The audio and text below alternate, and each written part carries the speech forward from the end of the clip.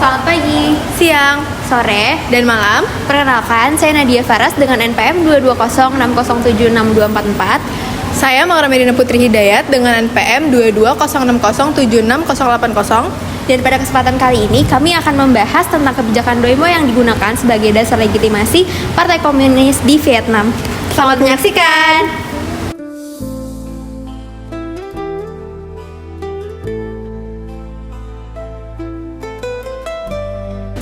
Kebijakan Doi Moi merupakan rangkaian reformasi ekonomi yang diperkenalkan oleh Partai Komunis Vietnam (PKV) pada tahun 1986 dalam upaya untuk menyelamatkan negara dari krisis ekonomi pasca reunifikasi. Kebijakan ini membuka ruang bagi mekanisme pasar, legislasi sektor swasta, serta investasi asing dengan tetap mempertahankan sistem politik satu partai. Dalam konteks ini, kebijakan Doi Moi merupakan fondasi baru bagi legitimasi politik PKV, menggeser narasi dari ideologi komunis revolusioner ke narasi efektivitas ekonomi dan peningkatan kesejahteraan rakyat. Saat ini dapat kita saksikan bagaimana situasi Vietnam pada tahun 1975. Setelah reunifikasi Vietnam pada tahun 1975, pemerintah di bawah kepemimpinan PKV atau Partai Komunis Vietnam berusaha untuk menerapkan model ekonomi sosialis murni yang terpusat dan juga dikendalikan oleh negara. Seluruh sektor ekonomi, terutama pertanian dan juga industri, dinasionalisasi dan juga dikelola oleh koperasi serta badan milik negara. Namun, pendekatan ini justru menimbulkan sejumlah permasalahan serius. Salah satu krisis yang paling mendesak adalah krisis pangan. Sistem kolektivisasi gagal meningkatkan hasil pertanian yang menyebabkan pada kelangkaan bahan makanan dan juga kelaparan di berbagai daerah di Vietnam. Di saat yang sama, inflasi melonjak tinggi, produktivitas tenaga kerja yang sangat rendah, dan distribusi barang-barang kebutuhan pokok menjadi sangat tidak efisien. Situasi ini tentunya memperburuk kondisi ekonomi Vietnam secara keseluruhan dan juga memicu ketidakpuasan luas di kalangan masyarakat. Rakyat sendiri mulai kehilangan kepercayaan mereka terhadap kemampuan PKV dalam menjamin kesejahteraan dan juga memenuhi janji-janji revolusi yang mereka janjikan. Tantangan terhadap legitimasi PKV ini semakin menguat, terutama karena tidak adanya ruang bagi oposisi politik ataupun kritik terbuka dalam sistem satu partai. Dalam konteks ini juga PKV berada di persimpangan jalan antara mereka harus segera mencari solusi untuk menghindari kehancuran ekonomi dan juga potensi gejolak sosial yang lebih besar, dan kondisi inilah yang menjadi latar belakang munculnya kebijakan reformasi ekonomi besar-besaran dikenal sebagai Doi Moi pada tahun 1986 di Vietnam. Kebijakan Doi Moi lahir pada tahun 1986 dalam Kongres Nasional ke-6 Partai Komunis Vietnam sebagai respon terhadap krisis ekonomi dan legitimasi politik yang melanda Vietnam pada awal 1980-an. Setelah reunifikasi tahun 1975, Vietnam menerapkan sistem ekonomi sosialis yang terpusat, tetapi hasilnya buruk. Pasca reunifikasi tersebut justru menghasilkan stagnasi produksi, inflasi tinggi, kekurangan pangan, dan isolasi internasional. Kondisi ini melemahkan kredibilitas PKV di mata rakyatnya sendiri. Situasi tersebut memaksa para elit PKV melakukan evaluasi besar-besaran terhadap strategi pembangunan nasional. Di tengah keterbatasan sumber daya dan kegagalan model ala Soviet, PKV memperkenalkan kebijakan Doi Moi sebagai strategi penyelamatan rakyat. Strategi penyelamatan ini dimaksudkan untuk membuka ekonomi kepada mekanisme pasar dan investasi asing. Dalam hal ini, kebijakan Doi Moi bukan sekedar kebijakan ekonomi, tetapi juga strategi relegitimasi kekuasaan. Dorongan utama Doi Moi adalah untuk mempromosikan sistem ekonomi multisektoral yang menekankan sektor negara sambil mendorong sektor swasta. Untuk mencapai integrasi ekonomi, pintu terbuka akan dilaksanakan secara bertahap guna untuk menstabilkan situasi politik dan sosial. Kebijakan Doi Moi atau renovasi yang diluncurkan oleh PKV atau Partai Komunis Vietnam pada Kongres Nasional ke-6 tahun 1886 menjadi tonggak penting dalam transformasi ekonomi negara tersebut. Doi Moi sendiri lahir sebagai respon atas kegagalan sistem ekonomi terpusat yang diterapkan setelah reunifikasi tahun 1975 dan bertujuan untuk membentuk suatu model baru, yaitu ekonomi pasar berorientasi sosialis. Artinya, Vietnam mulai mengadopsi mekanisme pasar untuk meningkatkan efisiensi ekonomi, tetapi tetap dalam kerangka ideologi sosialisme, di mana negara tetap memegang peran penting dalam sektor-sektor yang strategis. Salah satu prioritas utama dari Doi Moi adalah reformasi di sektor pertanian. Sebelumnya, sistem kolektivisasi membuat petani kehilangan insentif mereka untuk bekerja keras karena semua hasil panen harus diserahkan kepada negara. Melalui kebijakan baru, pemerintah memperkenalkan sistem kontrak rumah tangga yang memungkinkan petani mengelola lahan secara individu dan juga menjual kelebihan hasil panen di pasar bebas. Kebijakan ini terbukti sangat efektif dalam waktu yang singkat. Produksi pangan juga meningkat tajam dan juga Vietnam bahkan mulai mengekspor beras ke luar negeri. Tidak hanya pertanian, sektor industri juga perdagangan mengalami liberalisasi. Pemerintah mulai menghapus kontrol harga, mengurangi subsidi, dan juga memberikan ruang bagi tumbuhnya sektor swasta. Perusahaan non-negara termasuk usaha kecil dan menengah mulai diperbolehkan beroperasi secara legal. Vietnam juga mulai membuka diri terhadap investasi asing dengan membentuk zona-zona ekonomi khusus yang menawarkan berbagai insentif.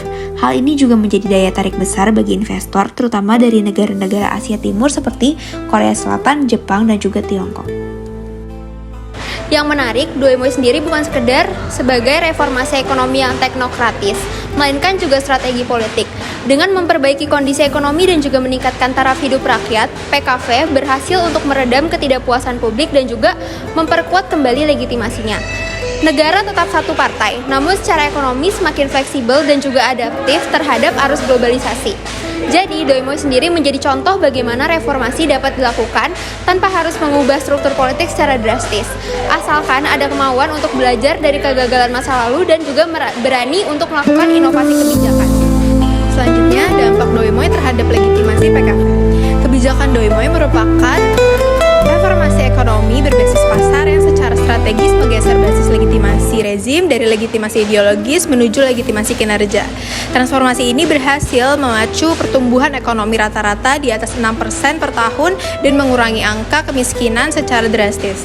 Keberhasilan ekonomi ini tidak hanya menjadi pencapaian material, tetapi juga berfungsi sebagai sumber legitimasi politik yang kuat bagi Partai Komunis Vietnam. Dalam konteks otoritarianisme modern, legitimasi berbasis kinerja ini memungkinkan PKV untuk mempertahankan monopoli kekuasaan tanpa harus membuka ruang partisipasi publik yang lebih demokratis. Namun, keberhasilan ekonomi ini juga menciptakan kontradiksi struktural. Di satu sisi, kapitalisme global dan pasar bebas membawa nilai-nilai baru yang melemahkan kontrol ideologis partai seperti konsumerisme dan individualisme. Di sisi lain, ketimpangan sosial yang muncul akibat liberalisasi ekonomi antara kota dan desa, utara dan selatan, kaya dan miskin, dapat memunculkan bentuk-bentuk resistensi tersembunyi dan tuntutan reformasi sosial yang tidak dapat disalurkan secara politik karena represi. Ini menimbulkan dilema antara semakin sukses PKV dalam ekonomi atau semakin besar tekanan untuk membuka ruang politik. Kebijakan Doi Moi juga berdampak pada redamnya tuntutan reformasi politik akibat keberhasilan ekonomi. Meskipun kebijakan Doi Moi berhasil untuk membawa pertumbuhan ekonomi yang signifikan di Vietnam sejak diluncurkannya pada tahun 86, ketimpangan ekonomi menjadi tantangan yang menonjol. Pertumbuhan ekonomi yang cepat tidak selalu disertai dengan pemerataan kesejahteraan. Banyak daerah pedesaan dan kelompok masyarakat miskin tertinggal dibandingkan dengan kawasan perkotaan seperti Hanoi dan Ho Chi Minh City. Hal ini menunjukkan bahwa Doi Moi cenderung lebih menguntungkan kelompok ekonomi menengah ke atas dan juga wilayah yang lebih berkembang, dan juga menciptakan kesenjangan sosial dan juga ekonomi yang semakin melebar di Vietnam. Selain itu, korupsi dan represi politik tetap menjadi masalah yang serius. Meskipun reformasi ekonomi telah diterapkan, reformasi politik tidak berjalan seiring.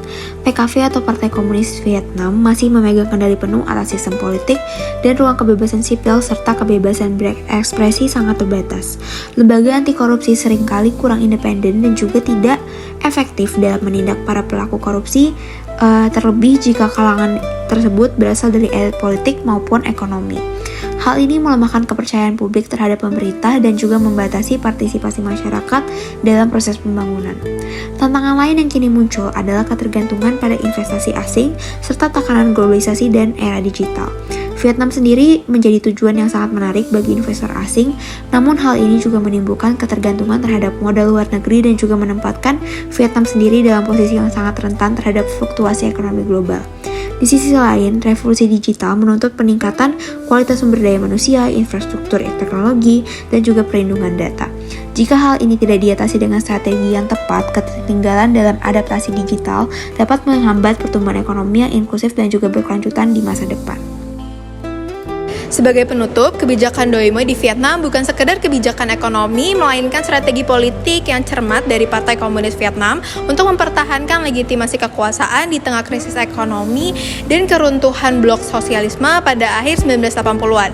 Dengan membuka pasar, menarik investasi asing, dan mendorong pertumbuhan ekonomi, PKV berhasil meredam ketidakpuasan publik tanpa melakukan liberalisasi politik. Reformasi ini memberikan kesan keterbukaan tetapi tetap dalam kerangka kontrol politik yang ketat. Melalui Doi Moi, PKV menciptakan model ekonomi pasar sosialis yang unik dengan menggabungkan elemen kapitalisme dengan sistem satu partai. Keberhasilan ekonomi dimanfaatkan sebagai bukti efektivitas rezim sekaligus sebagai alat untuk membungkam kritik. Dengan demikian, Doi Moi berfungsi ganda, yaitu sebagai pendorong pembangunan nasional dan sekaligus sebagai instrumen hegemoni yang menjaga dominasi politik PKV tanpa harus membuka ruang demokrasi yang lebih luas. Berikut daftar referensi yang kami gunakan dalam pembuatan video berikut. Sekian, terima kasih.